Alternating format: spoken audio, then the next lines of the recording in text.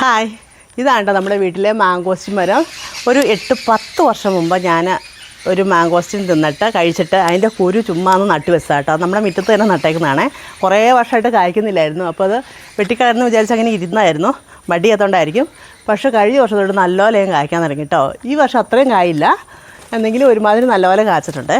ഇതുണ്ട്, അതിൻ്റെ പച്ചക്കാ കണ്ടോ, ശരിക്കും ഒരു പേരയ്ക്ക നിൽക്കുന്നാലില്ലേ, പേരയ്ക്ക പോലെ കണ്ടോ, ഒരു പച്ച പേരയ്ക്ക പോലെ ഒന്നും കണ്ടാൽ അതിൻ്റെ പച്ചക്കാ കണ്ടാൽ കേട്ടോ. ഇത് പോഷകങ്ങളുടെ കലവറയാണ് നമ്മളുടെ മാങ്കോസ്റ്റിന് കേട്ടോ. അതുകൊണ്ടാണ് ഈ മാങ്കോസ്റ്റിനെ പഴങ്ങളുടെ രാജ്ഞി എന്ന് പറയുന്നത്.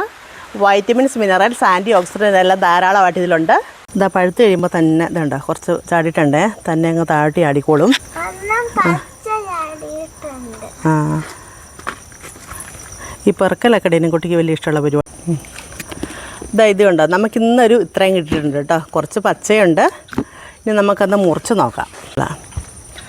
ഇതാ ഇതുണ്ടോ, ഇതിന് എത്ര അല്ലിയുണ്ട്, എത്ര പൂവുണ്ട്, അതനുസരിച്ചാണ് ഇതിൻ്റെ ഉള്ളിലത്തെ കുരു അത്ര എണ്ണം ഉണ്ടാകുന്നതാണ് പറയുന്നത്.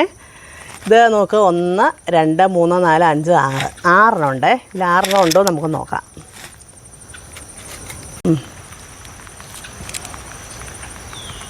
നീക്ക് ഇതാ ഇതുണ്ടോ, ഇതാ ഇത് നോക്ക്, അത്രയുണ്ട് കേട്ടോ. 1, 2, 3, 4, 5, 6 6 തന്നെയുണ്ട്. ഇത് ശരിക്കും നമ്മുടെ കുടംപുളിയില്ലേ, അതിൻ്റെ ഉള്ളിലത്തെ കാ പോലെ തന്നെയുണ്ട് കേട്ടോ. നല്ല മധുരമാണേ. നമ്മൾ ഡീനക്കുട്ടിക്ക് കൊടുക്കാം. നല്ല ടേസ്റ്റ് ഉണ്ട് കേട്ടോ.